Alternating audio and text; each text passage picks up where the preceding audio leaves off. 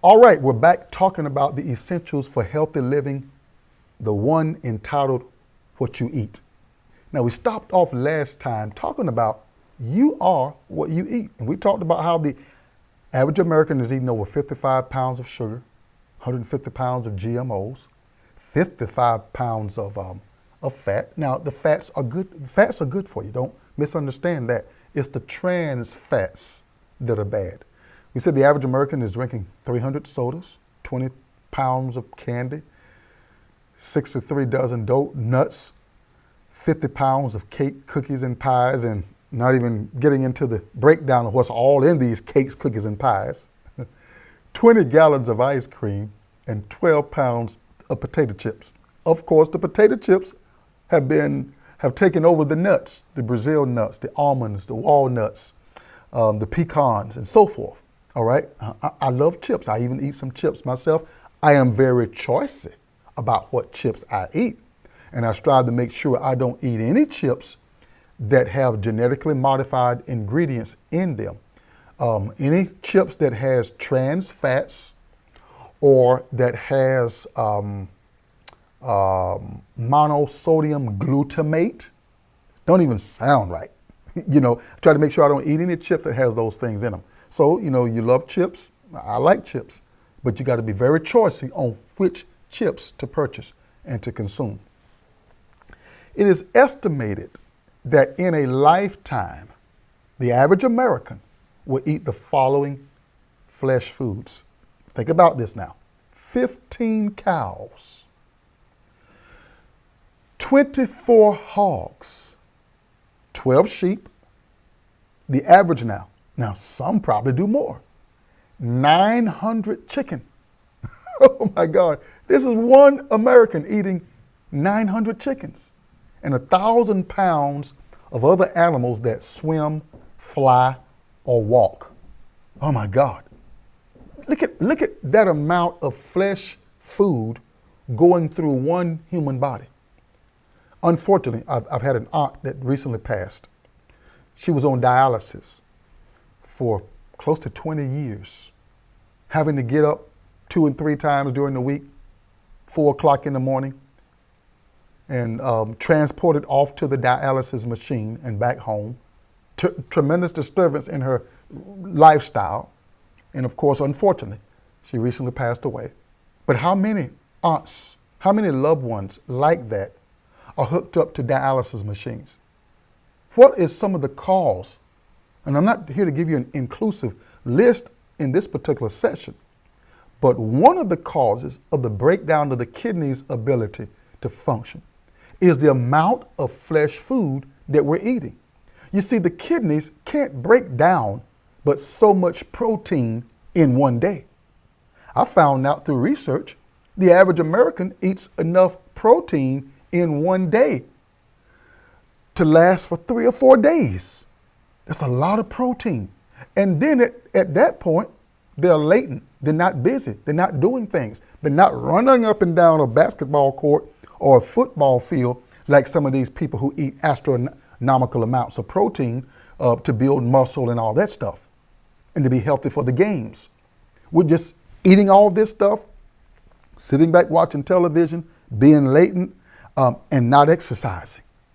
And we wonder why more and more Americans, African Americans in particular, and other minority groups too, and it's not that it doesn't happen to the Caucasians, because it does too, but when you look at the numbers, you look at the number of African American people that are on dialysis.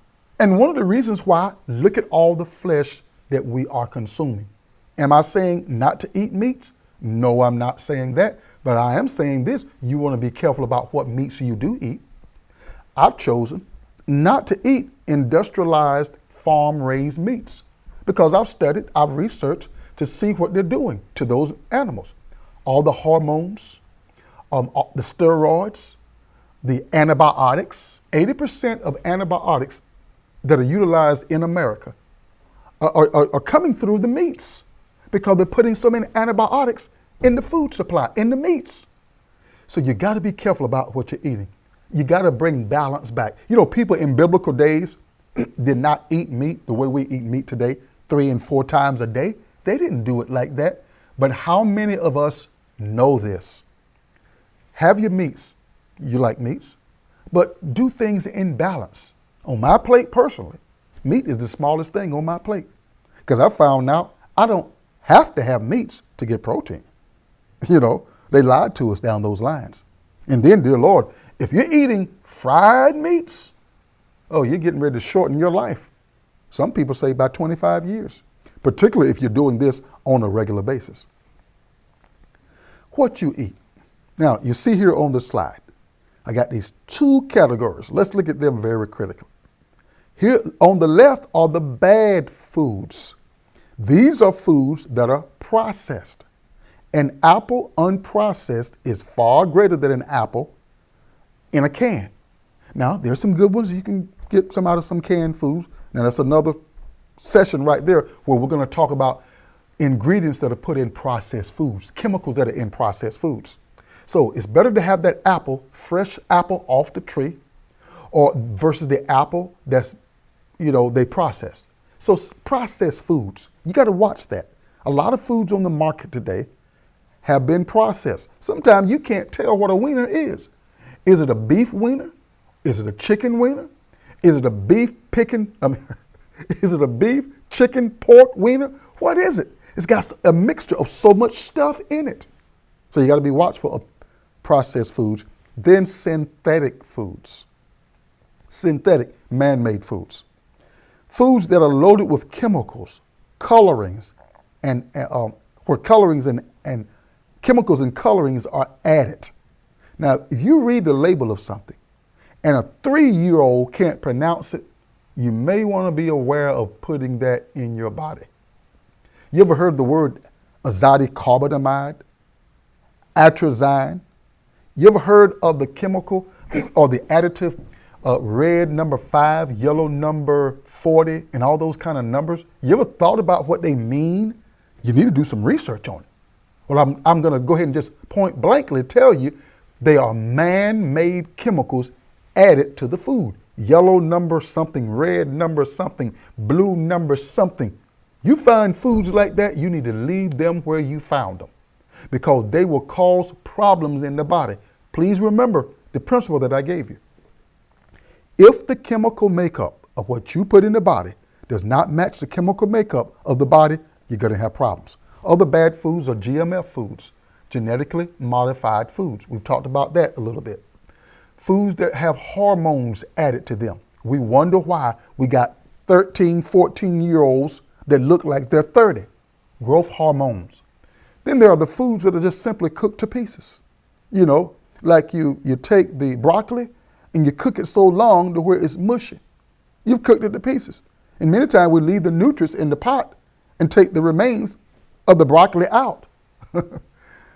On the category to your right, there are the organic foods.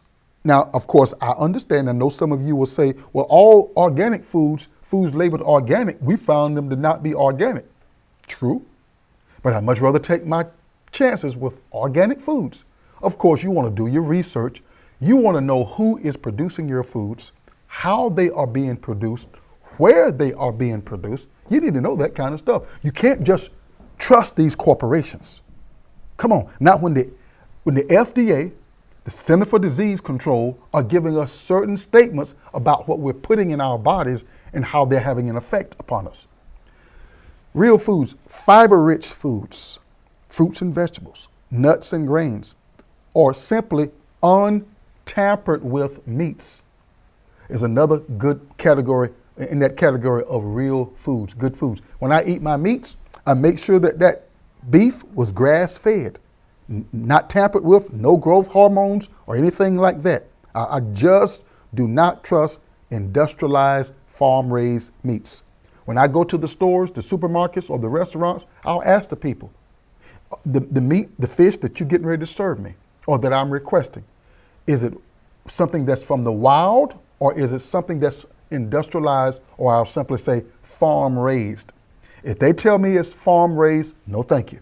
If they tell me it's wild, okay, you can bring it on. All right?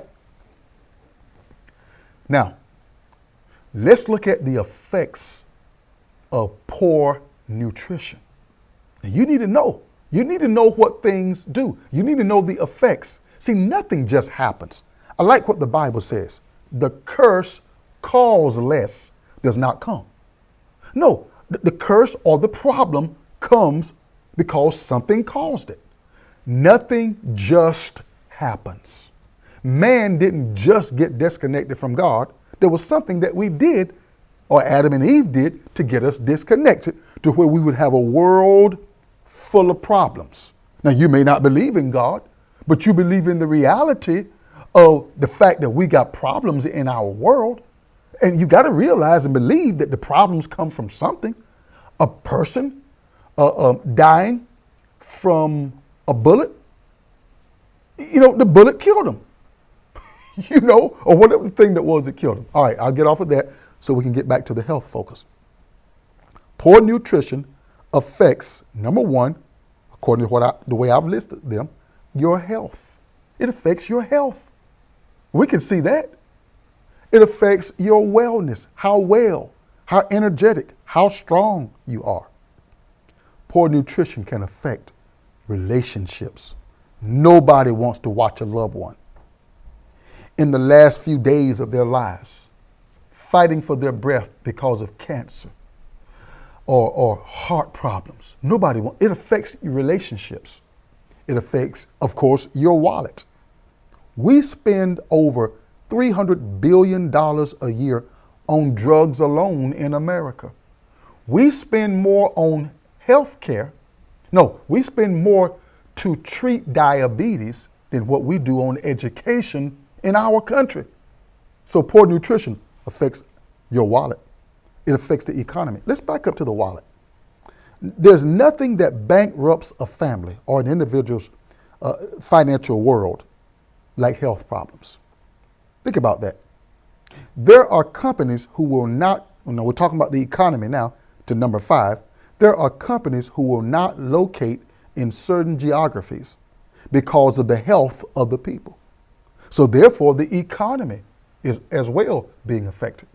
Then number 6, truly we can say that performance and productivity are affected. Have you noticed? You're paid for your ability to perform and to produce. Think about the football player or the basketball player. Think about the individual who had great talent, great ability, but because they got hurt, they got sick in college, they were never recruited by the pros. Why?